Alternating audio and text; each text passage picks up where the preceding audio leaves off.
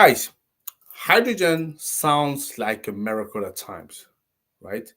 Because there's so many bottlenecks that comes with that massive one, especially when we talk about the green hydrogen. So we know one thing: if in Africa we want to really tap into that and export and exploit it, we need to be solving those massive bottlenecks before we can think about exporting that at scale, right? So what are those bottlenecks I'm talking about? So let me give you a better understanding what they are. Yeah. See you in a minute.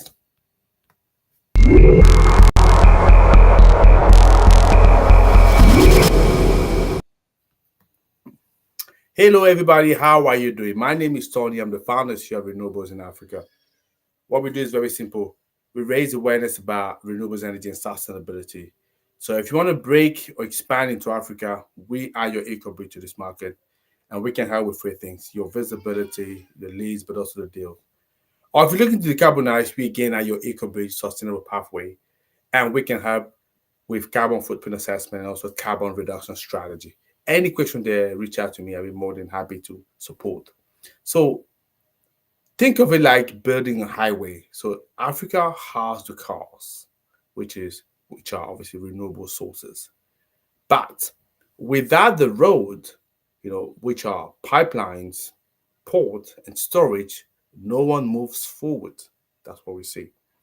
So shipping hydrogen definitely requires either ammonia conversion or liquefaction, and both are quite expensive, right? We gotta admit that as well. And local grids, what we know about them, they underdeveloped. That's also another truth, right? And we need the electricity to go to domestic needs or exports. That's the question that people ask. Shall we be giving the fuel that we have to people outside the continent, or should we think about feeding the continent first? That's a good question. Those are the kind of bottleneck, serious question that we need to solve for ourselves. Yeah. And that's an example of bottlenecks. And financing as well, it remains definitely the elephant in the room. The trillion that needed by 2050, but where are they going to come from? That is one thing that we need to look at. These are the kind of bottlenecks that we need to solve. So if we want to think about exporting hydrogen at scale, as I say, we need to address that. So we need to have serious conversation about it. We need to look at surviving the AI and say, hey guys, how do we solve this challenge that I mentioned? Like I said, there are the cars, but without the roads, the car don't go anywhere. So yes, we have the resources, but without that infrastructure, we're not going anywhere. How do we solve that? How do we make it happen? Yeah. So what is the plan? What is the policy that we put in place? Where is the investment going to come from? And who's going to where? How are we going to build the skills that are needed? That's just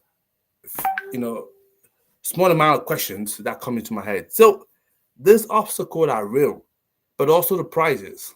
$1 trillion industry. That's what we're talking about. So our role with RIA is to help investors see not just the risk, but also those returns. Because Africa hydrogen journey, it won't be easy. We know that, yeah? But neither was oil in the 20th centuries. And look at where it led to. It's possible. So we gotta keep going. There is there is a cost no one is talking about. There is double dynamic, all of that. That's fine. But as I say, it's worth the risk if we're happy to look at that and see how we can get to those returns. I see you tomorrow, but don't forget, let me know what you think. Share your comments, share your idea. Like this video, subscribe to our channel. More than happy to carry discussion. I see you tomorrow, guys. Okay, bye bye.